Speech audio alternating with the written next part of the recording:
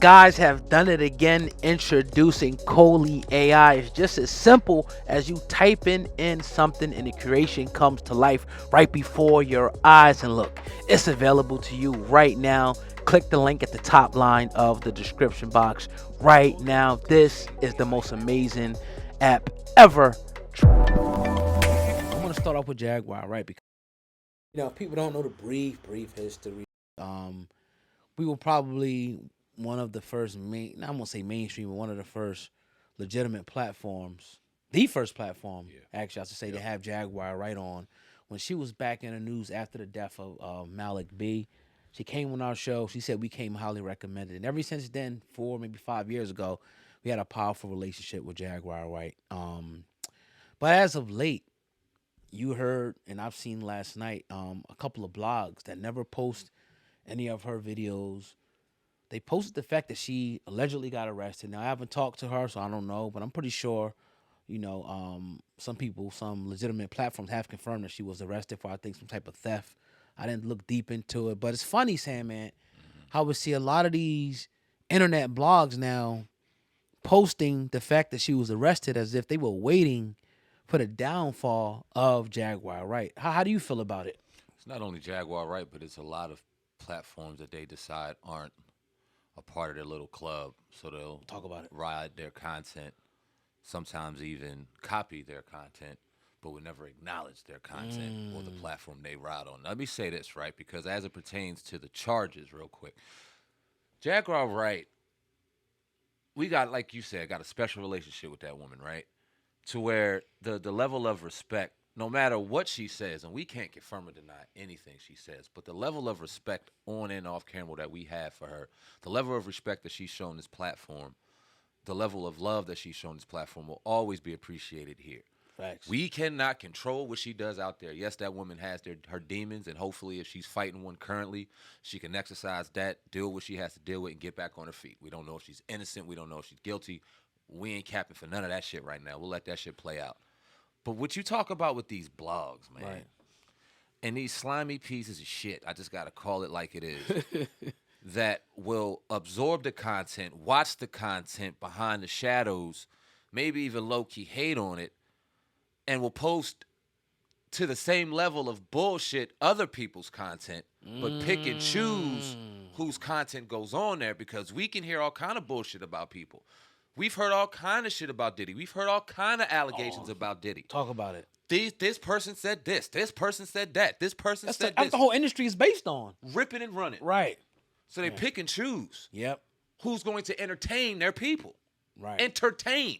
Because nobody knows if it's true or not other than the people in play. And until people get laid out, then we can decide for ourselves. Until then, you're entertaining folks, so you decide.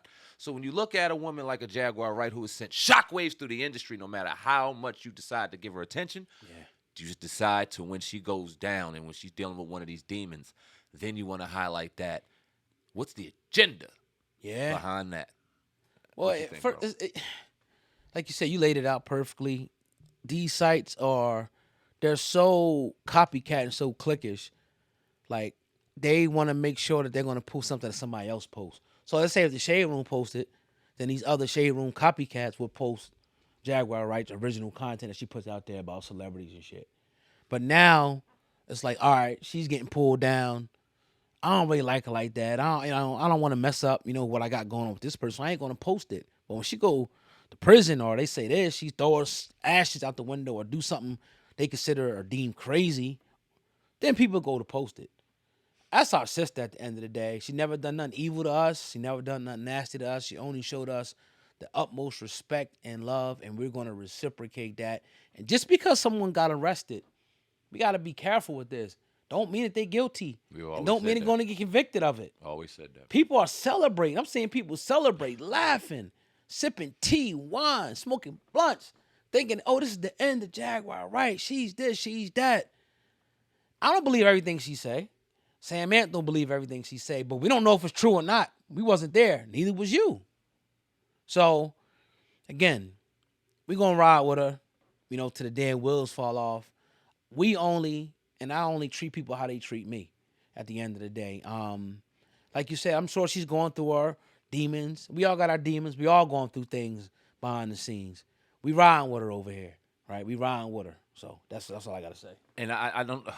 I think this kind of and take honestly take this for what it is, platform or people that watch, because I think y'all think that sometimes when these cameras turn off that this stuff weighs heavily on our hearts as we're driving through the damn shit. Relax, all right, but it kind of gets kind of personal when you think about, damn, if you or I were to deal with some real drama, unfortunate drama, Of course. or if you or I were to fall off publicly on camera, let's say me and you had a falling out on camera, it got nasty on camera. Right. That should be everywhere. Yeah. They wait on down for other black people. They love it. The Hip Hop Uncensored podcast, Papa. Oh, they'll know the names. They'll know, oh, Right, shit. But when we were doing all these powerful interviews and really trying to make a change and doing it against the grain, oh, you didn't hear us.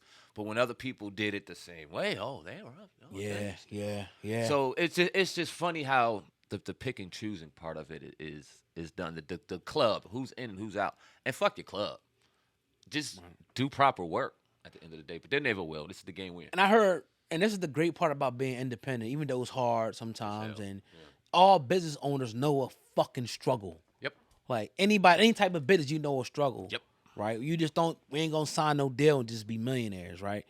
I heard Slim Thug talking about it, and he said, he lives better than any of these rappers that sign I agree. right now. I agree with him. You know what I'm saying? I mean, he said because he said he still got mad money coming every month off royalty because he stayed independent, and all the songs that he put out, all of it comes back to him. And it's kind of the same thing with this. If you don't conform, if you don't buffoon, if you don't coon, if you don't shake your ass, you might not necessarily get to that particular number that somebody is signed will get, but you can still live good. You can still live comfortable. You can still have your employees. You can still vacation. You might not just be as popular as everybody else. Slim Thug is not the most popular guy out there, but he's living better than everybody else. So don't forget that. Don't shun independence. Houston is huge. Right. Do you know how many fucking CDs he sold out the trunk of his car back when that was popping, dog? I'm sure he's still sitting on some of that money. Yeah. Or that money turned You get into it some all. of that property. You get it all. Yeah. Got it all. Yeah. For $1, $2, $5, man, listen. Yeah. And there's other rappers like that. When he says he's probably living better than most of these motherfuckers with chains, the Soldier Boys and the other bulls and the other bulls doing whatever, I could agree. I could believe it 1,000 fucking percent. 1,000%. Yeah. The grind was different. And independent, you have to have a different type of grind. You have to have a different level of grind. Because when the recoup comes, it's beautiful. And this is why people want to own businesses. This is why businesses turn into millionaires, but it ain't for the weak. $10 album, I should say, break it down, old school shit. $10 album. They was cutting rappers 40 cents off of that.